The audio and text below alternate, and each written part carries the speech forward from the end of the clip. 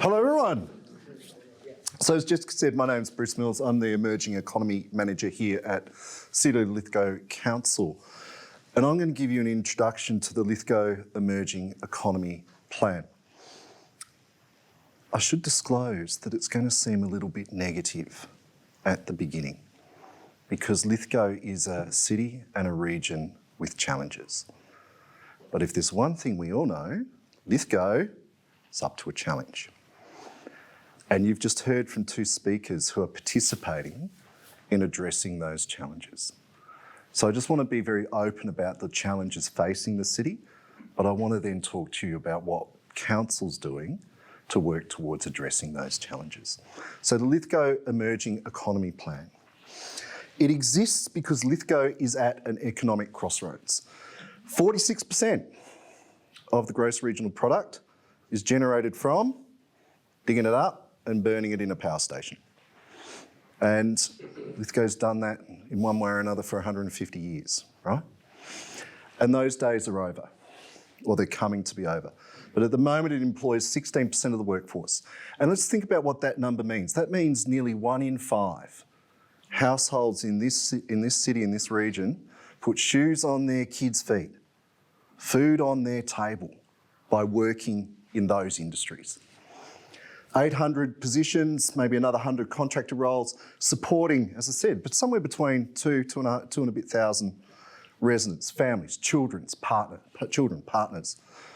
But the world and Australia is moving.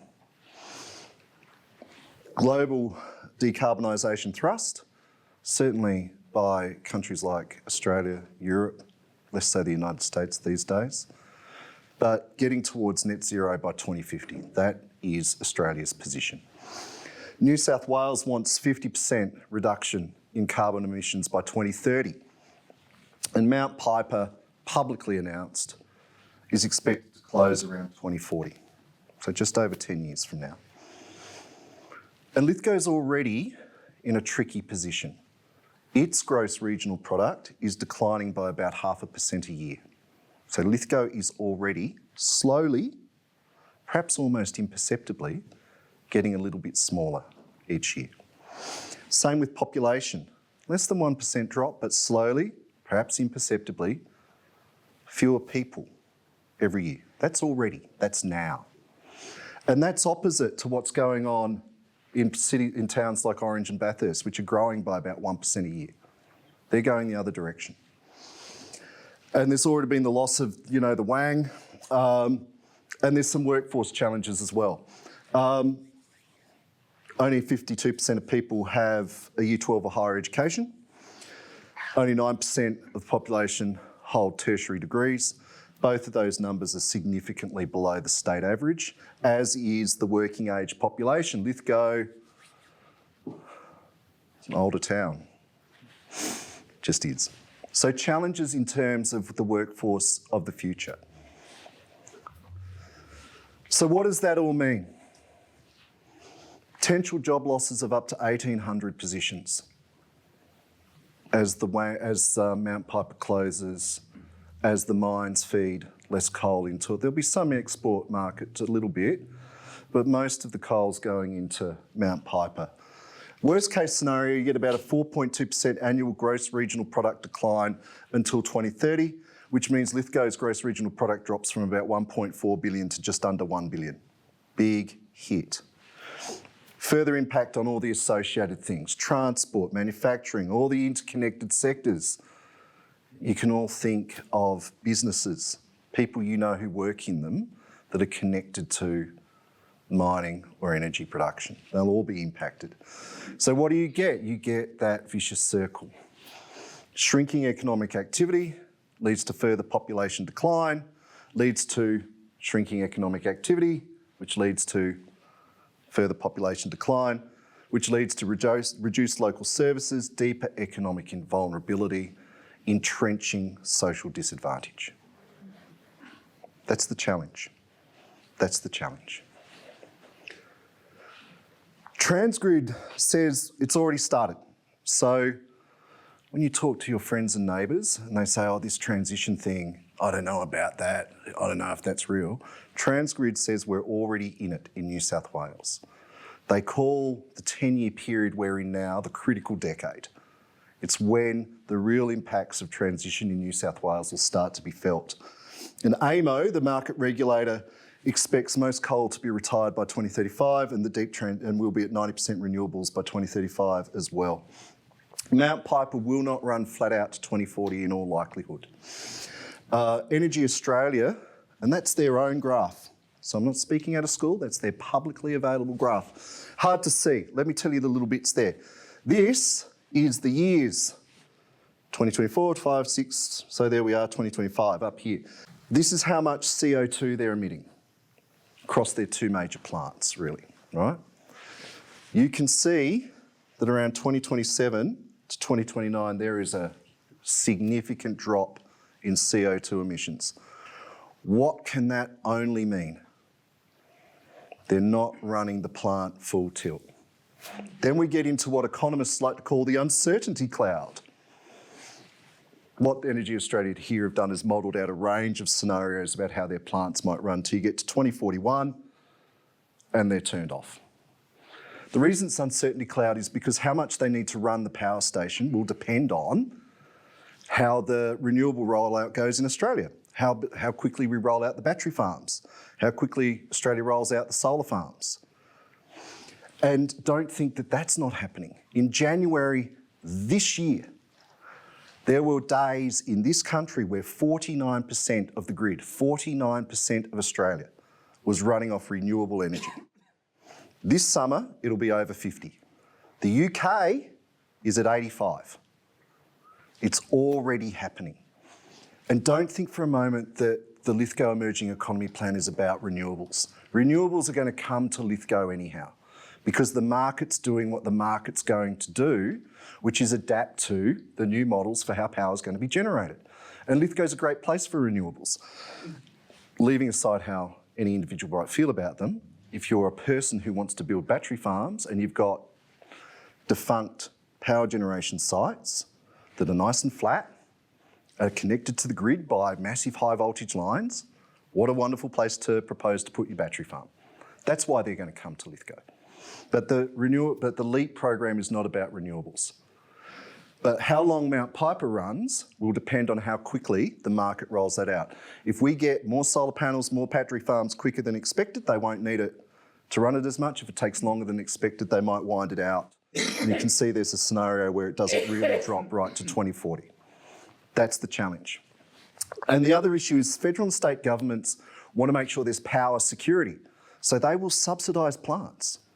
They'll use our tax dollars to help power generators run coal plants that are running at a loss to ensure that the grid is maintained while the renewables tick up. That's already happening in several states in Australia. Don't think that it's not. So that's the timeline. The critical decade is now.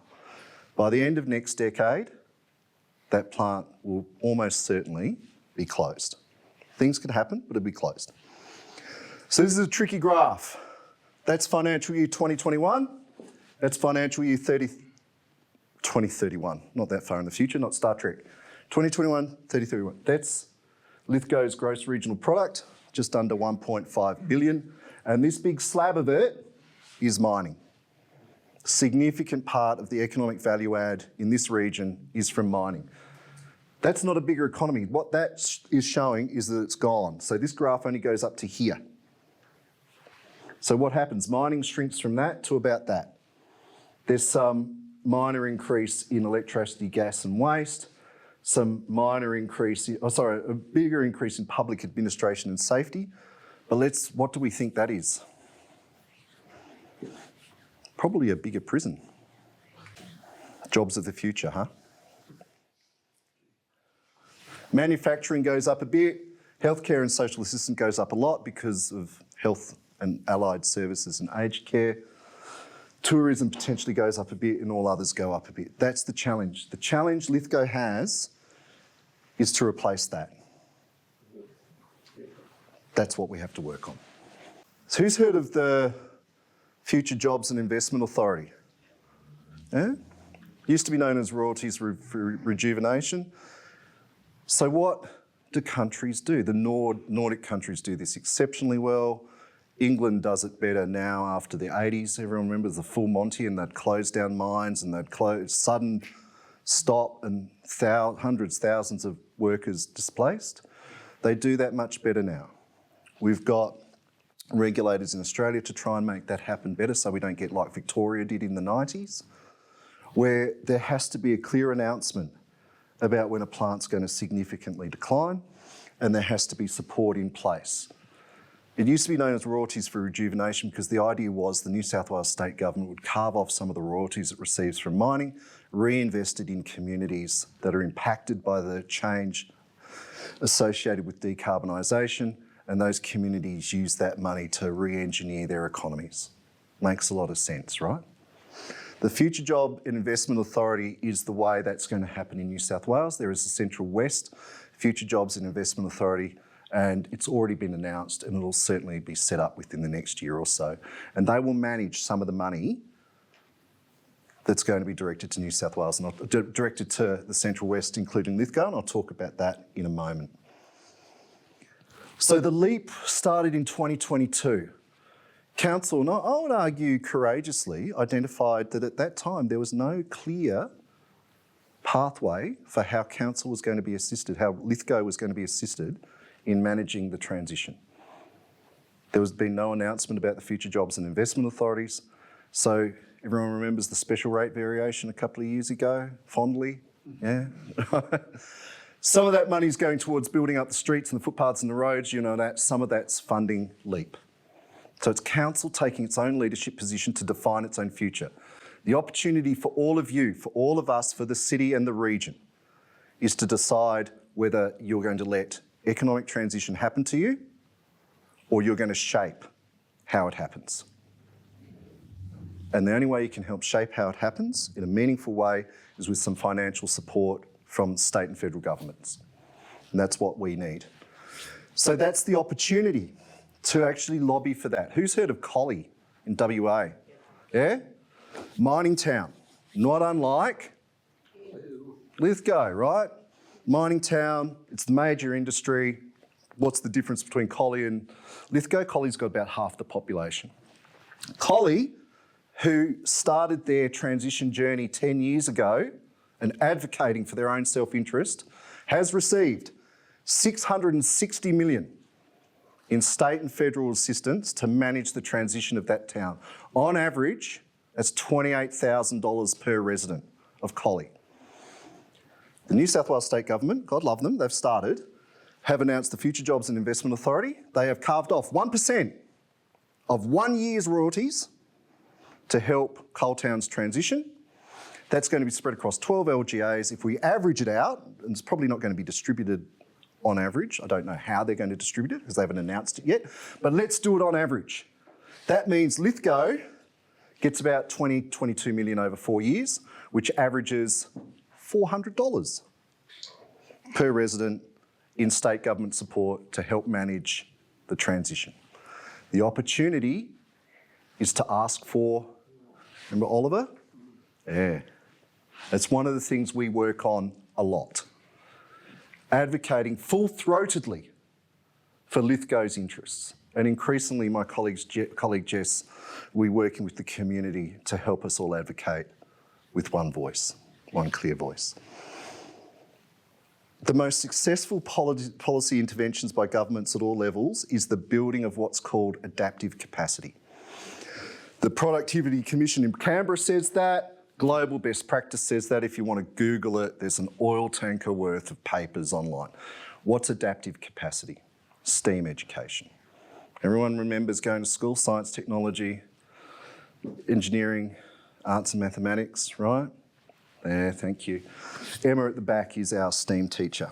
She's helping all the schools integrate STEAM into their curriculum. The primary schools and the high schools all are participating in the Lithgow LGA. Who remembers sitting there going, I'm never going to use trigonometry. What am I doing this for? It's not the trigonometry. what educators have found, what psychologists have found who have studied on this, it's the actual problem solving that you learn. It rewires your head. It's not about solving for X, it's about having a framework to think about problems, how to break them down and how to go about solving them in new and innovative ways. That's what adaptive capacity is. I can think about a wide range of problems, and the best way to teach that skill is to expose students to science, technology, education, engineering, arts and mathematics. And what level do Lithgow students participate in those? Below the state average. So we're seeking to lift that. We've got an $850,000 grant from the federal government paid for this room. This room was full of school students. Earlier today, they were programming. They were learning computer programming. The way they're learning computer programming is they are programming drones, as they're going to fly those drones around, and towards the end of the year, they're going to do a drone light show, which I'm sure the community will be invited to. And they're going to show off what they've learned, and I'll share a bit about that in a minute. So the opportunity is to change and prepare for the future, but I want to deal with sometimes the community says, oh, LEEP, that's just about pumped hydro. It's not. They're coming anyhow. We're not particularly interested in those. What we are interested in is jobs for miners and their families. Lithgow is still a trades town. We are interested in pathways for construction, logistics, advanced manufacturing, a bigger tailors. You've seen the media recently about Lithgow Rail Yard.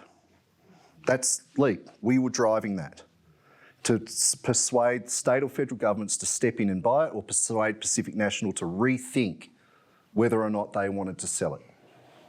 Because that is really opportunistic employment land for precision manufacturing, smart industry, something that people who are good on the tools can transition to when the opportunities present.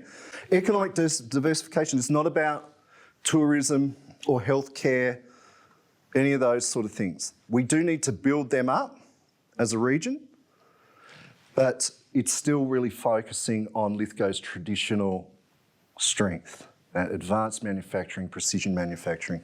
So they'll be part of what we do. They need to be built up, but we want to focus on that, and not a retirement city. Lithgow needs to attract younger, skilled workers to be ready to participate in those industries of the future. Working families, opportunities in logistics, construction. We do that again through educational pathways. So, employment land enabling. Going to be a bit boring and sound like a council bureaucrat for just a moment. Lithgow has, if you go look at the planning documents online, you'll go, there's heaps of places to build warehouses and factories in Lithgow. It's a theoretical surplus because that land doesn't necessarily have the right access. It doesn't necessarily have power, water or sewer going to it. All the things you need to build something these days. The land's there, the services aren't. Getting those services on stream could take 3, 4, 5 years. So there's a wait if you want to invest in Lithgow. We can attract all the business we want, but where do they build? Where do they invest? So we're working on accelerating the release of those employment lands. And there's also sites like Tulls, sites like Pacific National, the defunct manufacturing. Tulls used to be the Commonwealth Defence Manufacturing Complex. It saw this country through 2 world wars. Pacific National, right? Real opportunities to do the type of work that was talked about earlier. So working on those sites as well, which do have power, water and sewer and access, but they're not built ready because they might have historical contamination. So we're working on those. Somewhere where people can invest, because that's a precursor to bringing in those businesses. Health and aged care precinct. So Lithgow Hospital, the aged care precinct, that is going to grow. It's going to grow naturally. We would like to actually see that grow into a regional powerhouse. So we're lobbying state government, working on some of the land holdings around that to grow that particular precinct as well. Expand this adaptive skills hub. Teach more kids, more STEAM. Prepare the workforce of the future for the future opportunities. The strength of STEAM education, that adaptive skills education, is you don't have to bet on a winner. I'm going to bet that we're going to be a new factory town. I'm going to bet that we're going to build Teslas. I'm going to bet that we're going to build solar trains. You don't have to make a bet. You just have an adaptive workforce that can work with whatever the market determines comes in. Rapid response workforce plan, so really holding employers to account as best we can and working with state and federal governments to do the same for when those shutdowns inevitably occur. That the appropriate levels of support, funding is in place. And a future fund. So everyone knows that the Nordic nations have the Dutch have incredible future funds, right? What's the joke that the Australia Institute make at the moment? The Dutch tax their resource extractors and give their kids free tertiary education. Australia taxes its kids and gives our resource extractors a free go. So a future fund, when those big investments come, whatever they might be, there's a right through a planning proposal for the council or the planning authority to work with that proponent to extract some value for Lithgow's future. And we want to create a future fund that money can go into so it can provide intergenerational equity. There's only going to be over this critical decade of transition, that's when the investment's going to happen. How do we make sure that flows through generations? Capture the value that can be reasonably captured, put it in a future fund and let that build over time.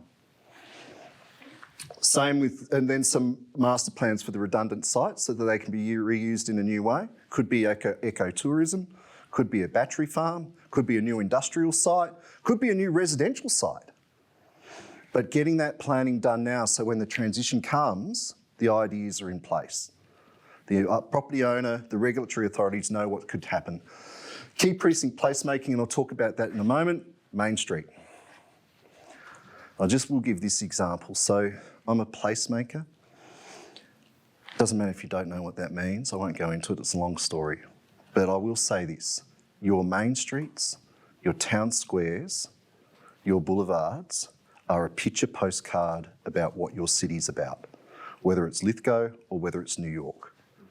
And their imagery, good and bad, is used when your city is discussed.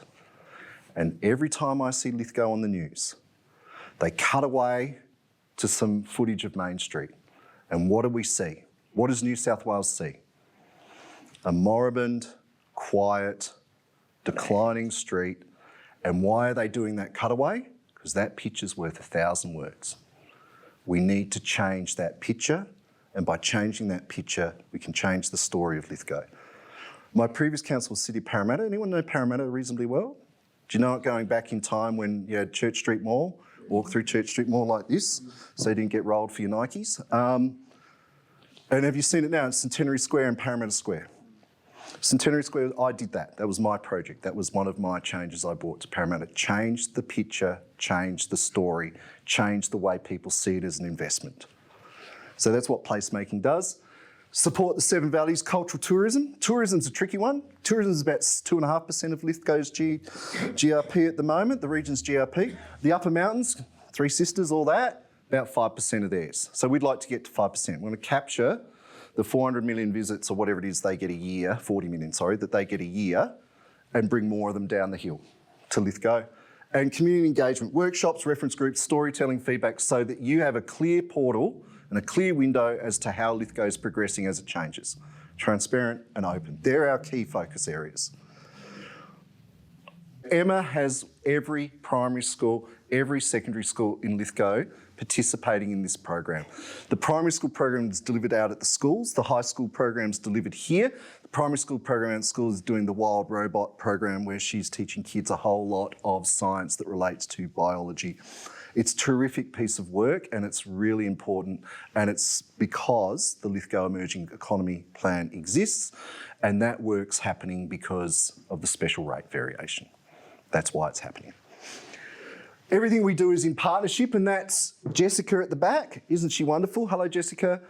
Jessica makes sure that the partners we have are on board and we are all speaking with one voice. So all those projects I've talked about that we've executed so far, we work with Taylor's, Pacific National, private landowners, council, Centennial, Energy Australia, railway companies, government departments, state and federal, education providers, First Nations communities, local businesses, the local health district, the private hospital, West Fund, Tree Views, Three Trees, the Lithgow Rural Clinical School, the Nursing and Midwifery Federation, and for the work you saw recently about where we were lobbying for the Lithgow Rail Yards, the workers' union, transport unions. We make sure that there is a coalition of people who have Lithgow's best interests at heart, speaking with one voice about the needs of this town, and that's the wonderful work that Jessica does at the back. Jessica at the back does. And then I just want to close off on Main Street. So I talked about that story about Main Street, right? It's a picture postcard. We want to get some grants. So there's some events coming up. There'll be some surveys coming out. We're going to start talking to you about Main Street. We're not going to ask, do you like this paver or that paver? We're going to ask, what does it mean to you? What role should it play? How can you live your best public life in the public realm? And we're going to start with some small placemaking interventions. But during that, we want to work with you to see what works, what doesn't with the community.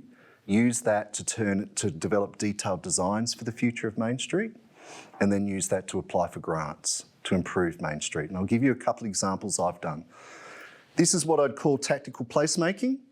Very quick, very easy. Lighter, quicker, cheaper is the expression that placemakers use.